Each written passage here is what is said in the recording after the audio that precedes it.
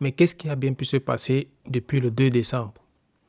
Alors, peut-être vous vous souvenez pas, mais le 2 décembre, on a eu une information venant de Alex Cook, comme quoi Manchester United s'apprêtait à battre son record de transfert pour signer soit Carlos Baleba, soit Adam Wharton, soit Elliot Anderson. Alors aujourd'hui, la donne a systématiquement changé parce qu'on est carrément sur un autre dossier à d'autres conditions. Comme quoi, le mercato n'est pas une science exacte. Bienvenue dans cette vidéo, ici c'est le football et Manchester United. Donc si tu apprécies, tu laisses un pouce bleu, tu t'abonnes pour ne pas manquer les prochaines vidéos. Sans plus tarder, on va directement sur les dernières actualités de Manchester United. Première information nous vient de Sport PTO. On a l'attaquant de Liverpool, Vincent Joseph. C'est un jeune attaquant qui joue en équipe d'Angleterre U16. Il s'apprête à rejoindre Manchester United après avoir conclu un accord de bourse pour rejoindre Manchester United. Je ne connais pas le joueur, mais je suppose que si on s'est positionné dessus, c'est qu'il doit avoir un certain talent. Toujours intéressant de rafler la mise sur les talents à Liverpool. Ensuite, on a la situation des gardiens de but qui nous a été partagée par Laurie Whithell. Donc, au niveau des options de gardiens de but, on a Cal Darlow qui est ciblé et Sam Johnstone. Ça, c'est pour le deuxième gardien. On rappelle que Radek Vitek a été prêté en Championship et il est sorti meilleur gardien de la Championship. Sauf qu'aujourd'hui, il n'est pas prêt à être deuxième gardien, donc il est prêt à partir, que ce soit en prêt ou que ce soit un transfert permanent. L'objectif pour lui étant d'obtenir plus de temps de jeu. Manchester United est s'active pour trouver un numéro 2 qui peut être intéressant en termes de niveau et en termes d'expérience. On a également le retour d'Andro Onana, dont le club a priori ne souhaite pas le réintégrer dans l'effectif, donc il faut également voir comment sa situation va évoluer. Donc, David Austin qui nous révèle que Tottenham Hotspur est parmi les clubs intéressés par Matheus Fernandes en provenance de West Ham. Tottenham qui est également positionné sur Sandro Tonali. Et ce que David Austin nous précise, c'est que les deux dossiers sont indépendants. On distingue de la poursuite pour Sandro Tonali. Les deux dossiers sont indépendants. Donc Tottenham veut à la fois Sandro Tonali et à la fois Matheus Fernandes. Donc, intérêt motivé par Roberto De Zerbi. Donc, Roberto De Zerbi, c'est un entraîneur qui est très focus transfert. Il connaît bien le marché des transferts. Il pousse souvent pour obtenir des recrutements dans les différents clubs dans lesquels il entraîne. Ce qui est intéressant dans l'info de David Austin, c'est qu'il ne mentionne pas Manchester United. Mais on nous dit partout que Manchester United est en négociation avec Matheus Fernandes. Il semble qu'à ce jour, je n'ai pas eu David Austin qui ait partagé cette information. Certainement, il va partager si jamais il y a accord ou bien si jamais il y a offre de Manchester United pour le joueur. Donc, ça fait de la concurrence sur le joueur. Certainement, ça veut aussi dire que son prix va augmenter. Et c'est une bonne nouvelle pour West Ham, je pense. Maintenant, qu'est-ce que Manchester United va faire? À quel niveau Manchester United est? On se pose des questions. Notre journaliste Marco Alcaraz qui nous partage l'information également sur Matheus Fernandes. Il nous dit que Man United reste en tête de course pour Matheus Fernandes et il reste calme. Ça, c'est après l'information de David Austin sur Tottenham qui est intéressé par le joueur. Donc, il nous dit que Manchester United est calme par rapport à la situation. Les discussions se poursuivent avec le joueur de 21 ans et son entourage et ainsi que West Ham. Donc, Manchester United est très conscient de l'intérêt des autres clubs. Mais on ne payera pas une somme folle pour le joueur. Le joueur est ouvert au transfert, ça c'est ce qu'on sait déjà. Et les négociations sont en cours et progressent. Donc Fabrizio Romano qui nous fait également une précision sur la situation du joueur. Donc United a commencé à travailler il y a quelques semaines avec des contacts directs avec West Ham ainsi que son agent pour discuter des thèmes personnels, les conversations concrètes. Tottenham a téléphoné à l'agent du joueur. Il y a eu une conversation et Tottenham est intéressé par le joueur. Et en ce qui concerne le Real Madrid, le nom a été associé au Real Madrid parce que José Mourinho a mentionné son nom lors des réunions du conseil il y a 10 jours. Donc, sur le joueur, Tottenham est intéressé, le Real Madrid est intéressé et Manchester United est déjà en négociation avec l'entourage du joueur, West Ham et les agents. Donc, Manchester Evening News avec Ty Marshall qui nous dit qu'une date clé à surveiller pour le transfert de Matheus Fernandes, c'est la date de fin juin, lorsque la période comptable pour la saison 2025-2026 se termine pour la Première Ligue. Et c'est une date à laquelle il y a des clubs qui seront obligés d'équilibrer leurs comptes d'ici là. Est-ce que West Ham est dans cette situation? Quelle est la situation économique de West Ham? C'est pas très clair. Est-ce que West Ham a vraiment une obligation de vendre un joueur 50 ou 100 millions? Et est-ce que West Ham va brader un joueur qu'ils estiment à 80 millions de livres, à 60 millions de livres, parce qu'ils doivent équilibrer les comptes? On n'en sait rien pour le moment. Ce n'est que le dénouement du dossier qui pourra nous en dire un peu plus. Ensuite, sur Madrid Zone, on a une information venant de Latigo Serrano qui nous dit que Manchester United est intéressé par Eduardo Camavinga. La priorité du joueur, c'est de rester au Real, bien sûr, mais il est ouvert à un transfert vers la Premier League. Real Madrid a fixé le prix à 60 millions. Est-ce que c'est un bon joueur? Oui. Est-ce que c'est un joueur qui peut apporter à Manchester United? Oui. Est-ce que c'est un joueur qui peut faire franchir une étape à Manchester United? J'ai des doutes. Mais c'est un joueur qui entre dans un âge où il commence à avoir la maturité. Peut-être un changement de dimension, un changement de club peut lui permettre de justement s'affirmer comme un gars avec beaucoup plus de leadership.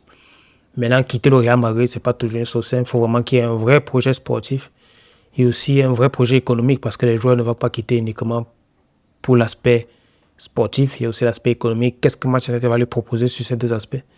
Mais je ne pense pas que ça se concrétisera parce qu'on est déjà sur Matheus Fernandes. Et derrière, je pense qu'on fera un milieu de terrain en opportunité de marché. Même situation pour Tchouaméni. On nous dit que Manchester United est aussi intéressé par Tchouaméni et que Manchester United a rencontré les agents de Tchouaméni avant l'incident avec Fede Valverde. On sait qu'il y avait eu un incident, un accrochage entre les deux joueurs dans le vestiaire. Et la réunion avec les agents de Tchouaméni consistait à évaluer la situation du joueur. Aujourd'hui, Matheus Fernandes qui a fait un doublé, donc troisième joueur brésilien, a marqué 2 buts lors de sa toute première titularisation à la Coupe du Monde au cours des 4 derniers tournois. Il rejoint Richarlison et Neymar. Donc il vient de marquer un doublé lors du match contre le Brésil face à Haïti. D'ailleurs, un deuxième but qui est typé Cunha avec une grosse frappe sous la barre.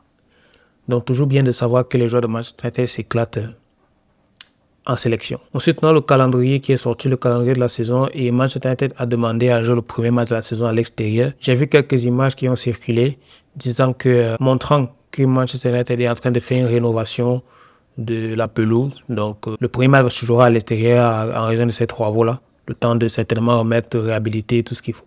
Donc ça montre aussi qu'au-delà de l'aspect sportif, au-delà de l'aspect économique, les dirigeants s'intéressent quand même à l'aspect sportif en mettant avant les infrastructures pour que tout soit OK, pour que le spectacle puisse être au rendez-vous. On a donc le calendrier de la première ligue de Manchester United qui est tombé. Donc Manchester United jouera son premier match en août, le 22 août contre Hull City, ensuite Ipswich, donc les deux promus. Ensuite Everton, Manchester City et Fulham.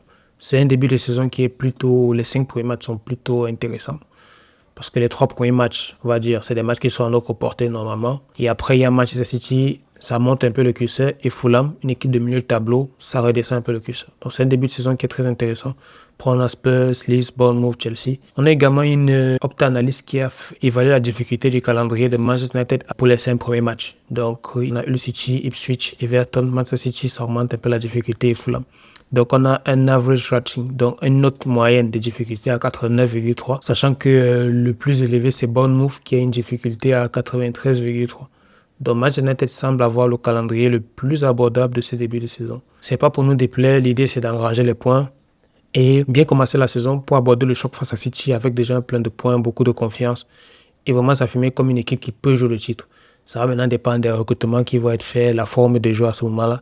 Et aussi l'idée, l'impulsion de jeu de Michael Carrick. Information sur Luke Shaw qui nous vient de Samuel Luckhurst, qui nous dit que Luke Shaw devra probablement accepter une réduction de salaire à Manchester United s'il veut obtenir un nouveau contrat. Rappelons que le contrat de Luke Shaw s'achève la saison prochaine, donc en fin 2027, et il n'y a pas d'option pour le prolonger. Donc s'il va obtenir un nouveau contrat, il va devoir accepter une réduction de salaire, un peu comme ce qui a été fait avec Maguire. Moi, je pense que le club devrait se pencher sur le recrutement d'un nouveau latéral gauche de haut niveau ce mercato directement pour le mettre directement en concurrence avec Luke Shaw et ensuite évaluer comment Luke Shaw réagit à la concurrence la saison prochaine.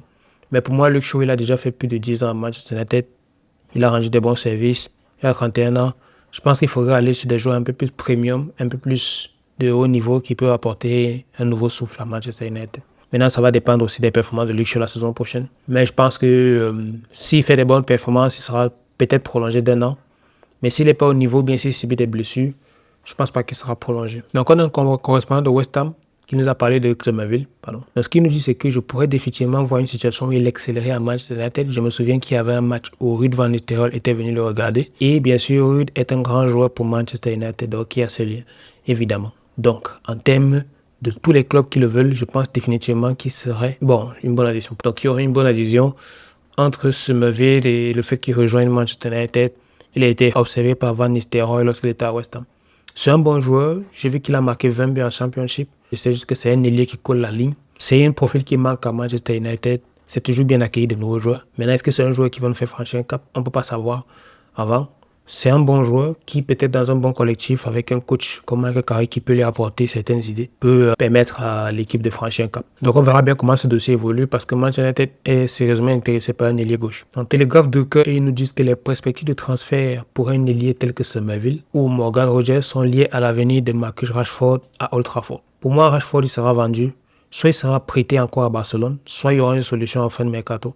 Je ne pense pas que Marcus va rester. Si Ineos est vraiment cohérent avec leur discours, ils vont trouver une solution pour Marcus Rashford.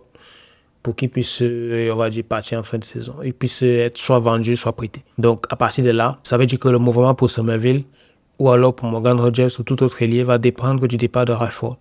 En fait, Ineos, ils aiment bien fonctionner par il faut vendre pour acheter. Voilà, s'il y a un départ, il y a un achat. Bon, j'aime pas trop cette politique, mais c'est un peu la façon de faire. Donc, ça veut dire qu'il faudra attendre qu'il y ait un accord pour Rashford afin de pouvoir se positionner sur un ailier gauche. Ça veut dire que le dossier Somerville, ou encore s'il faudra aller sur un ailier de haut niveau comme Morgan Rogers, ça va se décanter. Ce sera du fin de mercato, un peu comme ça s'est passé pour Senne Lamens. Donc, on a du nouveau concernant Elliot Anderson à Manchester City. Donc, l'accord est toujours susceptible de se concrétiser, ce que Ben Jacob nous dit. Donc, l'offre de Manchester City, qui était de 106 millions de livres avec 15 millions de bonus, a été rejetée. Donc, Anderson, il a émis clairement qu'il veut le move, il veut le transfert à Manchester City. Donc, City est optimiste dans le fait de finaliser le deal. Voilà. Le propriétaire de Forest, Evangelos Marinakis, donc, a personnellement mené les négociations. Et il garde les autres clubs dans le noir. Donc, y compris son manager, ça veut dire y compris l'entraîneur, Victor Pereira, n'a pas les informations sur le transfert, les négociations de transfert d'Elliot Anderson. Donc, je pense que ça va se gérer dans les 120 millions. Manchester City vont payer ce qu'il faut pour avoir le joueur. 120 millions de livres. C'est un joueur qui aurait fait du bien à Manchester United, mais je pense qu'il est hors de portée aujourd'hui. Et s'il avait donné sa priorité à Manchester United, je pense que Manchester United aurait dépensé les 120 millions de livres. Si le joueur veut Manchester City, et que Manchester United fait attention à ses finances, c'est un mariage qui ne peut pas se faire. Donc, bonne chance pour lui à Manchester City. Et nous, on se concentre sur les autres pistes. Donc, on a les mots de Morgan Rogers sur Michael Carrick. Donc, il dit que Michael Carrick, c'est un grand manager, une personne à laquelle tout le monde se réfère en tant que joueur. Donc, il a été coaché par Michael Carrick. Et il dit que Michael Carrick l'a toujours soutenu, il a toujours cru en lui. Et c'est un entraîneur qui lui a toujours parlé. Je pense qu'il y a beaucoup de joueurs qui en parlent. C'est les compétences de communication de Michael Carrick. Il a de très bonnes compétences en communication. Il sait mettre les joueurs en confiance et communiquer avec eux. Donc, quand tu ne joues pas le match, il t'explique la raison. Il explique ce qu'il attend de toi. Ça, c'est très important. Et ça permet aux joueurs de rester en confiance. Morgan Rogers, c'est un joueur que j'apprécie particulièrement. C'est un joueur que je verrais bien à Manchester United, mais c'est un joueur qui coûte hyper cher aujourd'hui.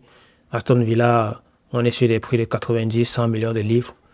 Donc ça va coûter très cher, mais je pense qu'on peut le faire si jamais Rashford est vendu à un prix décent et que le club et qu'il est toujours à Aston Villa en fin de mercato. C'est un dossier sur lequel on pourra éventuellement se positionner. Donc concernant l'équipe d'Angleterre, donc les joueurs de Manchester United, on a Marcus Rashford, donc qui a joué 18 minutes, il a marqué un très joli but d'ailleurs. Kobe Mainoo n'a pas été utilisé, il était remplaçant sur ce match. Je pense que Kobe Mainoo va jouer les prochains matchs. Et Elliot Anderson a joué, il me semble, 90 minutes. Donc, je pense que Kobe Mainoo va jouer au prochain match. Ensuite, on a la situation des arrières gauche. Donc, aujourd'hui, Manchester United ne devrait signer qu'un seul joueur pour les postes d'arrière gauche ou d'ailier gauche. Donc, ça veut dire que ce sera soit un arrière gauche, soit un ailier gauche. Donc, si United signe un arrière gauche pour concurrencer Shaw, alors Dorgu va continuer de jouer en tant qu'ailier. Mais si plusieurs ailiers gauche ont été suivis par le club, et Lewis Hall fait partie des options en tant qu'arrière gauche. Donc, on sait que le club est intéressé par Lewis Hall, le club est intéressé par Somerville.